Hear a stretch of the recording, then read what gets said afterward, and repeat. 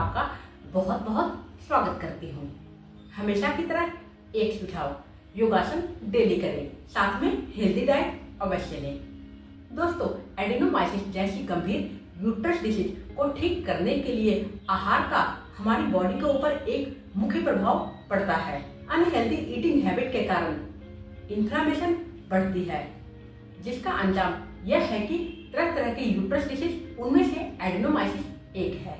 इसलिए दोस्तों, अनहेल्दी आहार लेने से बचें। आज की सबसे बड़ी सच्चाई, अनहेल्दी आहार खाने से इन्फ्लेमेशन बढ़ती है।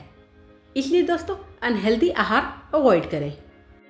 जंक फूड इन्फ्लेमेशन को बढ़ाता है। ऑयली फूड, नॉनवेज इत्यादि इन्फ्लेमेशन को बढ़ाता है। फ्राइड फूड लेने से बचें।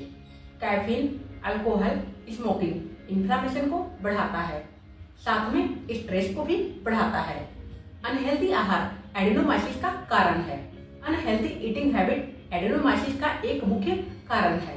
अनहेल्दी आहार के कारण, अनहेल्दी लाइफस्टाइल के कारण हार्मोन्स में असंतुलन होता है। प्रोजेस्टेरोन, एस्ट्रोजन हार्मोन में असंतुलन होता है और इन्फ्लेमेशन बढ़ता है। आपको हेल्दी आहार लेना चाहिए। अब आइए जानते हैं कि आपको एडिनोमाइसिस को ठीक करने के लिए किस तरह के आहार का सेवन करना चाहिए। आइए जानते हैं। सबसे पहले ग्रेन से शुरुआत करते हैं। अपने आहार में whole grain, brown rice, multigrain, oat इत्यादि का सेवन करें। साबुत अनाज का सेवन करें। अपने आहार में whole grain, brown rice, lentils, oats, sprouts इत्यादि को शामिल करें। सीजनल पत्तेदार हरी सब्जियों का सेवन करें। क्रूसीफेरस वेजिटेबल्स का सेवन करना है, जैसे ब्रोकोली, काले, कॉलीफ्लावर, लीफी ग्रीन वेजिटेबल्स इत्यादि का सेवन करें। सीजनल फलों का सेवन करें। खासकर उन फलों का सेवन करना है जिसमें विटामिन सी भरपूर मात्रा में पाई जाती है। उन फलों का सेवन करें जिसमें कि विटामिन सी भरपूर मात्रा में पाई जाती हो, जैसे berries, blueberries, avocado, guava, apples, pear, lychee इत्यादि इत्यादि। ओमेगा 3 फैटी एसिड्स का सेवन करने से इन्फ्लेमेशन कम होती है। इसके लिए आपको walnuts, soaked almonds, chia seeds, flax seeds इत्यादि का सेवन करना है। हेल्दी जूस का सेवन करें। Wheat grass juice, aloe vera juice का सेवन करने से इन्फ्लेमेशन कम होती है। एडिनोमाइसिस ठीक हो सकती है। हल्दी और सिनामन इन्फ्लेमेशन को कम करने में सहायक है। व्हाइट शुगर का सेवन न करें। व्हाइट शुगर की जगह ब्राउन शुगर का सेवन करें। दोस्तों, फैटी मिल्क प्रोडक्ट का सेवन बिल्कुल भी न करें, लेकिन आपको लाइट मिल्क प्रोडक्ट का सेवन करना चाहिए, क्योंकि दोस्तों महिलाओं में कैल्शियम की मात्रा कम हो जाती है, जिसके कारण उनकी जोड़ों में दर्द होता है। इसलिए दोस्तों, मिल्क को लेना बिल्कुल भी बंद ना करें। कैल्शियम, विटामिन डी इन्फ्लेमेशन को कम करता है। दोस्तों, क्या करना है? लाइट मिल्क का सेवन करना है। साथ में एक मुख्य सुझाव, हेल्दी आहार के साथ नियमित योगासन करें। योगासन करने से हमारी पेल्विक मसल्स को स्ट्रेंथ मिलती है, इन्फ्लेमेशन कम होती है, स्ट्रेस कम होता है, एस्ट्रोजन लेवल रिड्यूस होता है, हार्मोन्स बैलेंस होते हैं, यूट्रस मसल्स में, पेल्विक मसल्स में ऑक्सीजन युक्त ब्लड सर्कुलेशन इंक्रीज होता है, ऑक्सीजन फ्लो इंप्रूव होता है, एब्डोमिनल ऑर्गन्स की मसाज होती है, क्रैम्प्स की समस्या ठीक होती है, स्ट्रेस, एंजाइटी रिड्यूस होता है। इस तरह योगासन और हेल्दी आहार एडिनोमाइसिस को ठीक करने में सहायक है। ज्यादा जानकारी के लिए चैनल को सब्सक्राइब करें। अब आइए योगासन की तरफ चलते हैं। दोस्तों, स्ट्रेस के कारण एस्ट्रोजन और प्रोजेस्टेरोन हार्मोन्स में असंतुलन पाया गया है। स्ट्रेस को दूर करने के लिए आप डीप एब्डोमिनल ब्रीदिंग प्राणायाम करें। बैक को स्ट्रेट करके बैठें। लंबी गहरी सांस धीरे धीरे नोस्ट्रिल से अपनी एब्डोमेन में भरें। सांस को कुछ सेकंड्स के लिए होल्ड रखें। धीरे धीरे नोस्ट्रिल से ब्रीद आउट करें। ध्यान रहे दोस्तों, प्राणायाम करने के समय बैक को स्ट्रेट करके बैठना है। आंखों को बंद करके बैठना है।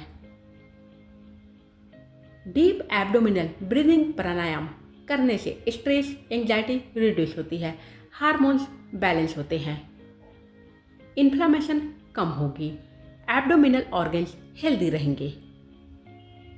एब्डोमिनल ऑर्गन्स में यूट्रस में प्योर ऑक्सीजन युक्त ब्लड सर्कुलेशन इंक्रीज होगा, टॉक्सिक सब्सटेंस बाहर निकलेंगे। 5 से लेकर 10 मिनट तक जरूर करें। एब्डोमिनल ब्रीथिंग प्राणायाम आप योनि मुद्रा में अवश्य करें। योनि मुद्रा में एब्डोमिनल ब्रीथिंग प्राणायाम करने से हमारी योनि से जुड़ी हुई अंग हेल्दी रहते हैं। यूट्रस में ऑक्सीजन लेवल इंक्रीज होता है, टॉक्सिक सब्सटेंस बाहर निकलते हैं। अपनी फिंगर्स को योनि मुद्रा में रखते हुए नोस्ट्रिल से लंबी गहरी सांस अपने एब्डोमेन में भरें। सांस को कुछ सेकंड्स के लिए एब्डोमेन में होल्ड रखें। धीरे धीरे नोस्ट्रिल से ब्रीद आउट करें। योनि मुद्रा में डीप ब्रीदिंग प्राणायाम ठीक डीप एब्डोमिनल ब्रीदिंग प्राणायाम की तरह है। फर्क इतना है कि हम अभी योनि मुद्रा में डीप ब्रीदिंग प्राणायाम कर रहे हैं। योनि मुद्रा में डीप ब्रीदिंग प्राणायाम करने से हमारी योनि हेल्दी रहती है, यूट्रस हेल्दी रहती है, इन्फ्लामेशन कम होती है, हार्मोन्स बैलेंस होते हैं, स्ट्रेस कम होती है। Duration 5 minute. पश्चिमोत्तासन। सांस भरते हुए अपने दोनों हाथों को ऊपर ले जाएं। सांस छोड़ते हुए अपनी बॉडी को सामने लेग्स के ऊपर धीरे धीरे बेंड करें। हेड को घुटनों पर टिकाएं। ब्रीथ को होल्ड कर इस पोज में रुकें। पश्चिमोत्तासन डेली करने से यूट्रस हेल्दी रहती है, फर्टिलिटी इंप्रूव होती है, इन्फ्लामेशन कम होती है, एडेनोमाइसिस में लाभ मिलता है। इनहेल के साथ धीरे धीरे अपनी बॉडी को ऊपर उठाएं। एक्सेल के साथ दोनों हाथों को फ्लोर के ऊपर वापस लाएं। 2 से लेकर 3 बार तक दोहराएं। अपने लेग्स को नीचे से बेंड करें। इनहेल के साथ धीरे धीरे अपने बैक को ऊपर उठाएं। अपनी चिन को चेस्ट से सटाएं। ब्रीथ को होल्ड कर इस पोज में रुकें। यह है सेतु बंधासन यानी ब्रिज पोज। सेतु बंधासन करने से हमारी पेल्विक ऑर्गन्स हेल्दी रहते हैं, यूट्रस हेल्दी रहती है, इन्फ्लामेशन कम होती है, एडेनोमाइसिस में लाभ मिलता है, सिम्टम्स ठीक होगी। 2 से लेकर 3 बार तक दोहराना है। सेतु बंधासन डेली करने से सभी तरह के यूट्रस डिसीज ठीक होते हैं।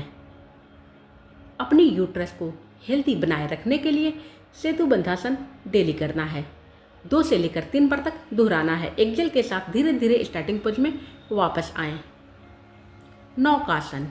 इनहेल के साथ अपनी लेग्स और बॉडी को एक साथ ऊपर उठाएं। दोनों हाथों को लेग्स की पैरेलल रखें। ब्रीथ को होल्ड कर इस पोज में रुकें। नौकासन पोज डेली करने से हमारे यूट्रस में oxygen flow, blood flow increase होता है, जिसके कारण यूट्रस डिसीज ठीक होती है। एक्सेल के साथ धीरे धीरे स्टार्टिंग पोज में वापस आएं। 2 से लेकर 3 बार तक दोहराना है। भुजंगासन। सांस भरते हुए अपनी बॉडी को ऊपर उठाएं। ब्रीथ को होल्ड कर इस पोज में रुकें। भुजंगासन डेली करने से फर्टिलिटी इंप्रूव होती है, यूट्रस हेल्दी रहती है, एडेनोमाइसिस के सिम्टम्स ठीक होते हैं, इन्फ्लामेशन कम होती है। इस पोज को भी 2 से लेकर 3 बार तक दोहराना है। 2 से लेकर 3 मिनट तक करना है। एक्सेल के साथ धीरे धीरे स्टार्टिंग पोज में वापस आएं। अपनी पेल्विक मसल्स को स्ट्रेंथ देने के लिए बद्धकोणासन योगा पोज आप नित्य करें। दोनों फुट को ज्वाइन करके बैठें, बैक को स्ट्रेट करके बैठें। अब अपनी लेग्स नीज में मूवमेंट दें, ऊपर नीचे मूवमेंट देना है। बद्धकोणासन करने से पेल्विक मसल्स को, यूट्रस मसल्स को स्ट्रेंथ मिलती है। हमारी पेल्विक ऑर्गन्स में, यूट्रस मसल्स में ऑक्सीजन युक्त ब्लड सर्कुलेशन इंप्रूव होता है, टॉक्सिक सब्सटेंस बाहर निकलते हैं। बद्धकोणासन आपको 5 से लेकर 10 मिनट तक करना है। क्रैम्प्स की समस्या ठीक होती है। बद्धकोणासन योगा पोज में फॉरवर्ड बेंड अवश्य करें।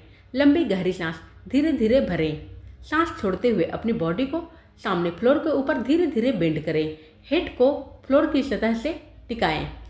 ब्रीथ को होल्ड कर इस पोज में रुकें।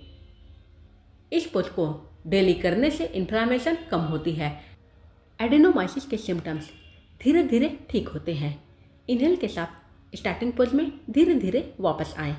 धन्यवाद दोस्तों, जल्द मिलते हैं।